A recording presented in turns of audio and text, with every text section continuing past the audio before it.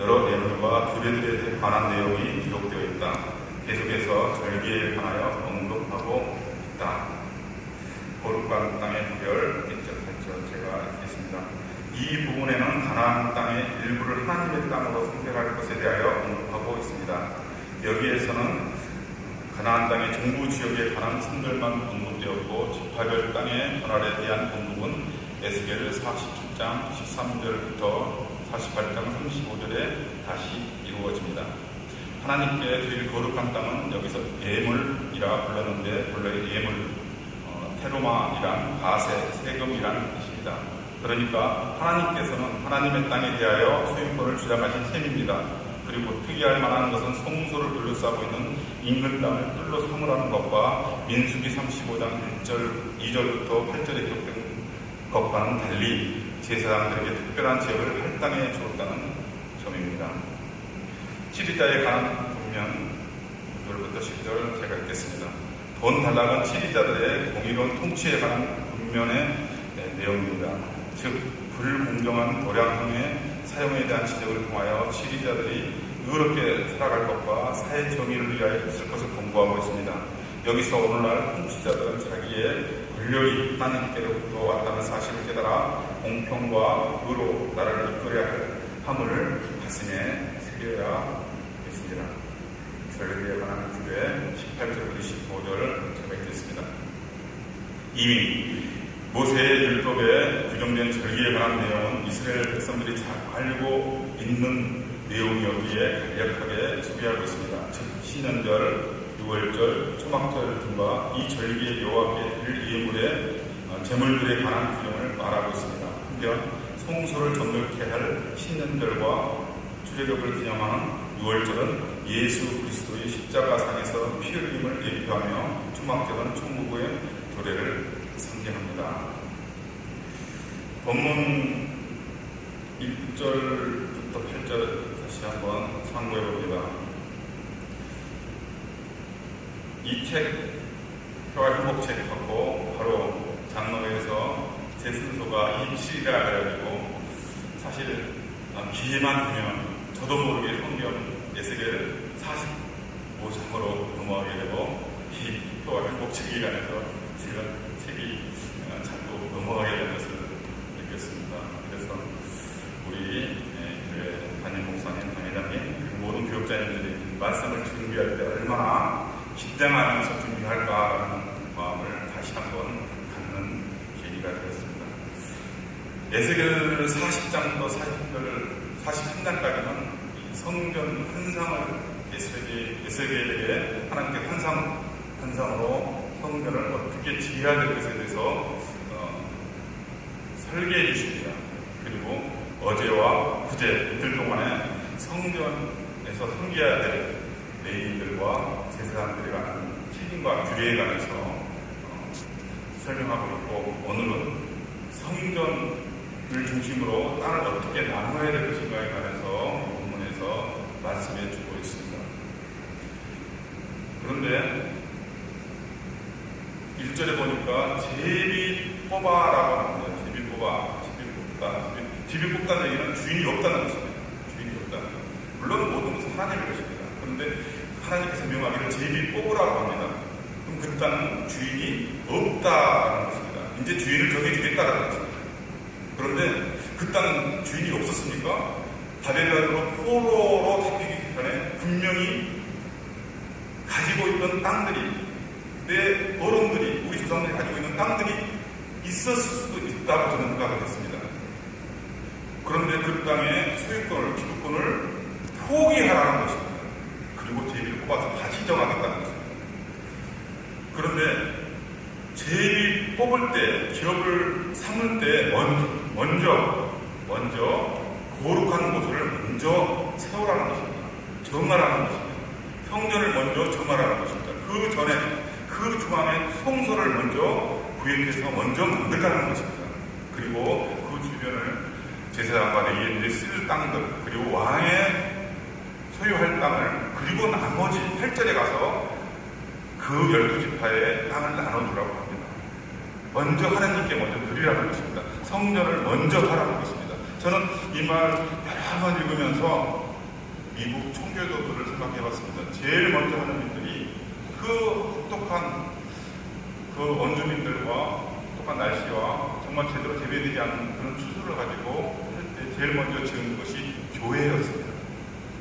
다행히 우리나라 민족들, 또 강인하 목사님이 선교지에 가서 보면 우리 성도들을 만난다고 합니다. 그 말 중에서도 항상 모든 이민자들이, 우리나라 이민자들이 교회 중심의 생활을 한다는 것을 항상 느낄 수가 있습니다. 이스라엘의 땅에 기업으로 줄 때 하나님께서 먼저 구별하라고 말씀하십니다. 그것은 우리 마음속에 먼저 하나님이 있는가를 먼저 체크해보라는 말로 저는 들려졌습니다. 짧은 기간 내에 미국이 세계를 좌지우지하는 그런 나라로, 민족으로, 물론 다민족이지만 그렇게 되어진 것은 먼저 하나님 중심이었다는 것을 저는 생각해봤습니다. 오늘 본문을 통해서 하나님께서 먼저 우리에게 성전을 먼저 생각하라는 것입니다. 내 마음속에, 우리 마음속에 먼저 성전을 먼저 세워졌는가를 생각해 보라는 말로 묵상하면서 제 마음속에 들어왔습니다. 그 다음에 치리자들에 대한 권면이라 9절부터 12절까지 보면은 공의롭게 하라는 것입니다. 그리고 이 청량에 관해서도 바로 말씀을 하십니다. 저는 어릴 적에 어머니가 물건을 구입하거나 쌀이라든가 곡물을 구입할 때 이런 말들을 종종 들었습니다. 그 집이 대가 좋아. 그때는 무슨 말인지 몰랐습니다. 그때 당시에 썼던 말 중 하나가 서도 한 말, 서도 대도 한 말, 서도 한 대, 서도 한 대라는 말이 있었습니다. 그리고 거기에다가 누구네 집에 가면 고봉으로 준다라는 말을 했습니다. 이 형량들이 일정하지 않았다는 것입니다. 그때만 해도 많이 발전되었기 때문에 한 대가 1리터가 되겠다는 그런 지침을 있었습니다. 그런데도 불구하고 시장에서는 사사로이 만든 대가 있습니다. 저도 지금도 그런 대를 봅니다. 시장에 가면 안타까운 게 뭐냐면요. 저는 땅콩을 좋아해서 땅콩 사러 가면 땅콩에 구봉으로 아주 큰 대에 담겨져 있습니다. 그런데요, 공기에 담으면 그 대의 반 이상은 그냥 나무로 되어 있고 땅콩이 조금만 담겨 있는 걸 봅니다. 서운합니다. 엄청나게 서운합니다. 그런데 이 형량에, 이 도량에 주권자들이 조정하게 된다면 어쩌면 그 사이에 정의가 서지 않는다는 그런 것들을 생각해 봅니다. 저는 정말 이 도량과 형량 외에 어쩌면 힘있는 또 결정할 수 있는 사람들이 그 기준이 제각각이라면 과연 사회 정의가 서겠는가라는 것도 생각을 해봤습니다.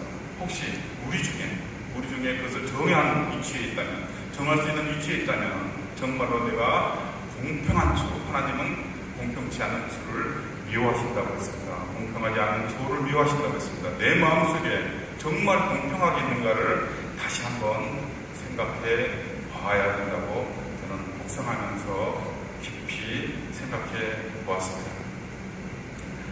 절기와 관한 규례 18절 25절에서는 이 본문에 보는 것 같이 나중에 성경에 자세히 다시 기록되어 있다고 배워서 새벽 기도에 열심히 나오면 담당 교육자님이나 강희상 목사님께 분명히 설명을 열심히 들을 줄 믿습니다.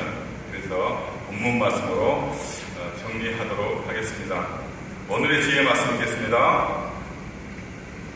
성경은 사람에게 완전한 인생을 지도해주는 확실한 인도자이다. 그것은 영적 힘물의 근원이며 선량한 생활에 인도하는 영감이다. 생각해 봅시다. 되겠습니다. 이웃을 진정 정직하고도 공평하게 대하고 있는지 생각해 봅시다.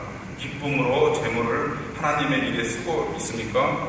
하나님께서 주신 것을 하나님께 돌려드리는 것이 왜 어려운지 생각해 봅시다. 아무튼 어렵습니다. 정하는 거 어렵습니다. 저희도 부부하고 원언합니다. 그때 서로 당신이 정리하라고 서로 미룹니다. 마음에 기도한 대로 드려야 되겠는데 뒷장 넘겨보면 말씀의 강장에 잘 나와 있습니다. 마땅한 눈물, 제가 먼저 한번 읽어보겠습니다. 너희의 마땅한 눈물 드릴 예물은 이러하니 13절에 기록되어 있습니다. 백성들은 공적인 예배를 위하여 왕에게 예물을 바쳤고 왕은 다시 이를 모아 정한 절기와 안식일에 하나님께 드렸습니다. 왕을 통해 예물을 바침은 신약의 성도들이 왕인 그리스도의 이름으로 하나님께 예물을 바침을 예표하고 그리스도는 우리를 대신해 하나님 앞에 서서 예물을 대신 바쳐주시는 중보자이십니다. 마땅히 예물을 드리는 교훈입니다. 첫째, 정한 대로 드리십시오. 둘째, 힘대로 정성껏 드리십시오. 셋째, 주신 은혜대로 드리십시오. 마땅히 드릴 예물에 관해서 오늘 주신 교회에 기록된 대로 항상 기도하면서 오늘 예배드리는 또 그리고 우리 교회를 섬기는 모든 성도들이 마음껏 드릴 수 있는 유주의 복도 받으시기를 다시 한번 간절히 부탁하고 축복합니다. 기도하겠습니다. 하나님, 부족한 것이 하나님 말씀을 또 교제를 통해서 다시 한번 상기해 보았습니다.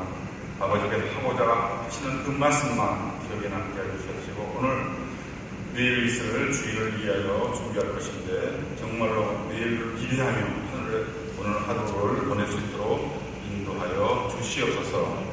모든 것이 쌓고 예수님 이름으로 기도 올려옵나이다. 아멘. 주기도문을 마치겠습니다. 하늘에 계신 우리 아버지여, 이름이 거룩히 여김을 받으시오며 나라의 고하시며 뜻이 하늘에서 이룬 것 같이 땅에서도 이루어지이다. 오늘날 우리에게 영원한 양식을 주옵시고 우리가 우리에게 죄진들을 사해 준 것 같이 우리 죄를 사하여 주옵시고 우리를 시험에 들게 하지 마옵시고 다만 악에서 구하옵소서. 대개 나라와 권세와 영광이 아버지께 영원히 있사옵나이다. 아멘. 이 시간에 기도할 것입니다. 나라와 민족을 위해서 기도하시고 또 강희장 목사님과 담임 목사님을 위해서 그리고 내일 드릴 모든 예배를 위해서 간절한 마음으로 주의 삼창하고 기도하시겠습니다.